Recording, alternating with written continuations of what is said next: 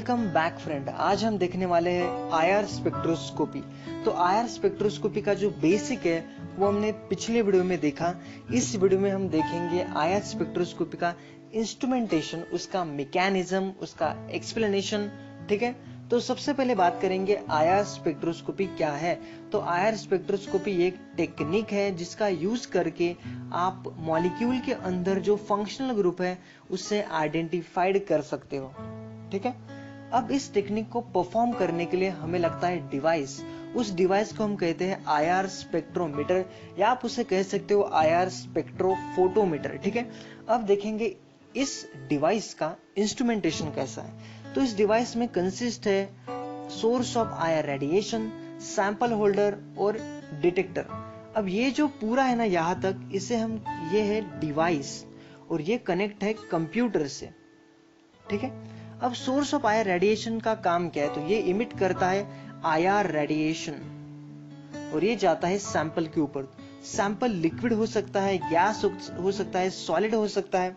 ठीक है, सैंपल के ऊपर गिरने के बाद सैंपल के अंदर जो मॉलिक्यूल है वो मॉलिक्यूल इसे एब्जॉर्ब करेंगे और कुछ लाइट जो ट्रांसमिट होगा वो बाद में जाएगा डिटेक्टर के ऊपर, और डिटेक्टर कनेक्ट होता है कंप्यूटर से, और कंप्यूटर के ऊपर हमें कुछ इस तरीके से ग्राफ मिलता है, उसे हम कहते हैं आईआर स्पेक्ट्रम। ठीक है, तो ये हो गया आपका आईआर स्पेक्ट्रोस्कोपी का इंस्ट्रूमेंटेशन। अब सबसे इंपॉर्टेंट बात करेंगे आईआर स्पेक्ट्रोस्कोपी का मैकेनिज्म क्या है, उसका एक्सप्लेनेशन देखेंगे। ठीक है, दोनों देखेंगे। तो साथ में सबसे पहले देखेंगे इस सैंपल के अंदर होता क्या है। तो जब इस मॉलिक्यूल के ऊपर हम आईआर रेडिएशन डालते हैं तो क्या होता है, और जब इसके ऊपर आईआर रेडिएशन डालने के बाद ये मॉलिक्यूल कब आईआर रेडिएशन को एब्जॉर्ब करेगा, ये भी हमको देखना है। ठीक है, तो कंसीडर कीजिए ये है सोर्स ऑफ आईआर रेडिएशन। ठीक है, अब ये जो सोर्स है इससे 1 hertz, 2 hertz, 3 hertz, 4 hertz frequency of IR radiation emit कर रहा है। ठीक है, अब फोकस कीजिए मॉलिक्यूल के ऊपर। ये मॉलिक्यूल है एसिटाल्डिहाइड, इसमें ये है C double bond O carbonyl functional group. अब ये जो CO है ना, इसके बीच में जो बॉन्ड है, इसे हमने पहले भी कहा था, इसमें बॉन्ड जो है उसे हम कंसीडर करते हैं एज अ स्प्रिंग।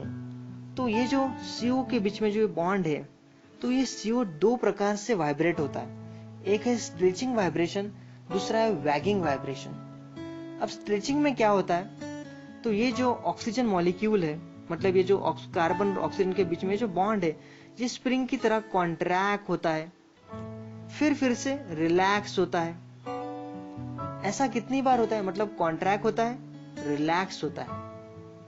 ठीक है, और ऐसा कितनी बार होता है, ऐसा 1 सेकंड में 2 बार होता है, मतलब 2 हर्ट्ज इतनी फ्रीक्वेंसी इसकी है, तो 2 हर्ट्ज फ्रीक्वेंसी से ये स्ट्रेच हो रहा है। दूसरा है वैगिंग वाइब्रेशन, मतलब ये जो है ये यहां जाता है, बाद में यहां मूव होता है। ये जो बॉन्ड है CO जो है इस तरीके से डिफ्लेक्ट होता है, पहले यहां जाता है, पहले यहां जाता है, फिर यहां जाता है। ठीक है, तो इस तरीके से ये वाइब्रेट होता है, यहां से यहां, यहां से यहां, यहां से ऐसा वो वाइब्रेट होता है। ठीक है, मतलब क्या, वैगिंग वाइब्रेशन। और 4 हर्ट्ज इतनी फ्रीक्वेंसी है, मतलब 1 सेकंड में 4 बार ये इस तरीके से डिफ्लेक्ट होता है, मतलब वैगिंग वाइब्रेशन होता है। मतलब स्ट्रेचिंग की वाइब्रेशन है 2 हर्ट्ज और वैगिंग की वाइब्रेशन की जो फ्रीक्वेंसी है वो है 4 हर्ट्ज। अब देखिए, मैंने लास्ट में उस वीडियो में कहा था, जब frequency of vibration of molecule is matches with the frequency of radiation, then and then only the molecule absorb IR radiation। इसका मतलब क्या, अब ये IR रेडिएशन है, यहां से 1 hertz, 2 hertz, 3 hertz frequency emit कर रहा है, लेकिन जब ये सोर्स 2 हर्ट्ज इतनी फ्रीक्वेंसी ऑफ लाइट इमिट करेगा, तभी ये जो CO मॉलिक्यूल है, जब ये जो मॉलिक्यूल है, तभी इस लाइट को एब्जॉर्ब करेगा, क्योंकि ये स्ट्रेच हो रहा है 2 हर्ट्ज फ्रीक्वेंसी से। मतलब इसकी फ्रीक्वेंसी ऑफ आईआर रेडिएशन और फ्रीक्वेंसी ऑफ वाइब्रेशन जब मैच होती है, तभी ये मॉलिक्यूल क्या करता है, आईआर रेडिएशन को एब्जॉर्ब करता है, और इस तरीके से फिर हमें क्या मिलता है, बैंड मिलता है। ठीक है, अब दूसरा, दूसरा ये वैगिंग कर रहा है 4 हर्ट्ज से, हमने देखा। तो 4 हर्ट्ज फ्रीक्वेंसी जब इस आयर रेडिएशन मतलब 4 हर्ट्ज फ्रीक्वेंसी की जब आयर रेडिएशन इस मॉलिक्यूल के ऊपर गिरेगी, तब ये मॉलिक्यूल क्या करेगा, इस आयर रेडिएशन को एब्जॉर्ब करेगा और हमें फिर ये दूसरा बैंड इस तरीके से मिलेगा। ठीक है, मतलब क्या, frequency of IR radiation matches with the frequency of light, तभी क्या होता है, frequency of vibration of molecule when matches with the frequency of light, तभी क्या होता है, मॉलिक्यूल आयर रेडिएशन को एब्जॉर्ब करता है। इसे आप, मैं बार बार इसलिए कह रहा हूं ताकि आपको समझ में आए कि मैं क्या कह रहा हूं और आपको एग्जाम्पल के साथ बता रहा हूं। ठीक है, अब बढ़ते हैं आगे। तो यही है पूरा आईआर स्पेक्ट्रोस्कोपी का फंडा। ठीक है, अब बढ़ते हैं आगे। यही है एक्सप्लेनेशन पूरा आईआर रेडिएशन का। अब देखते हैं आगे। अब वैसे ही बहुत सारे ग्रुप्स है, बहुत सारे ग्रुप्स है, जैसे सी डबल बॉन्ड ओ है, सी ट्रिपल बॉन्ड एन है, सी डबल बॉन्ड अल्कीन के अंदर का, C double bond O aromatic में का। तो ये जो ग्रुप्स है ये वाइब्रेट हो रहे हैं, कुछ फ्रीक्वेंसी से वाइब्रेट हो रहे हैं। जब उस फ्रीक्वेंसी का लाइट इनके ऊपर गिरेगा, तभी ये लाइट को, आई रेडिएशन को एब्जॉर्ब करेंगे और हमें बैंड देंगे। तो इसका बैंड आता है 2100 to 2500 सेंटीमीटर इनवर्स। ये हमने जो है, ये हमने इन द वेव नंबर के फॉर्म में लिखा है, आप इसे फ्रीक्वेंसी के फॉर्म में भी लिख सकते हो।